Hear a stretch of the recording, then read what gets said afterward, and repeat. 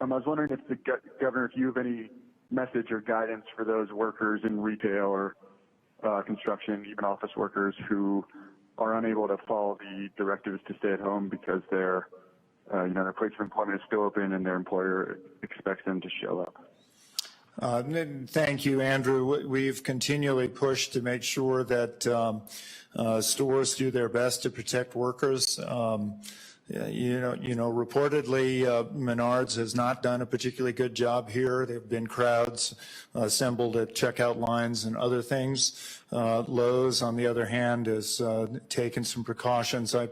I needed to go out to PetSmart the other day, and only 10 people are allowed in. All the staff were wearing masks. They requested that people wear masks.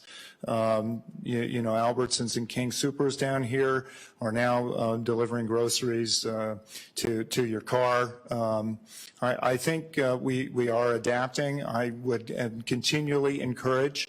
I think there are heroes and there are zeros, and I continue to encourage people to shop at the places that they see the heroes, the ones that take care of their workers, and the zeros they can avoid, which will solve the problem both ways. One, people won't frequent stores that don't take those precautions, and two, they'll reduce the crowds at those stores. Do you reach out to some of those bigger employers, like some of the ones you just talked about, or? We have, and I will say, you'll note, Andrew, that I made some comments about particularly Walmart over the last, about a couple of weeks ago. I'm happy to say Walmart has responded, indicating that they're doing the very best they can to make sure that both their workers and their clientele are better protected. We have been reaching out. I'm also encouraged. We have a legislative call once a week, and one of the issues that came up was how railroads were handling workplace situations. And I'm happy to say both Burlington Northern and UP responded with increased diligence for their workplaces and workers. What about some of the smaller businesses, smaller employers all over Wyoming? Is there efforts being made to reach out to them as well, or ways that you can drive that message home, I guess?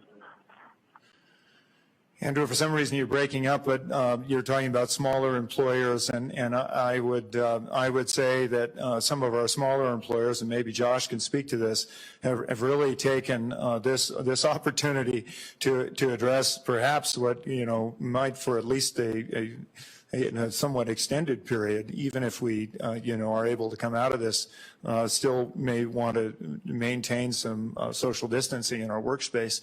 And there are small businesses that are really doing an extraordinary job of limiting the number of workers that are in proximity to one another, making sure they have extended areas in between where their workplaces are, and scheduling times as well.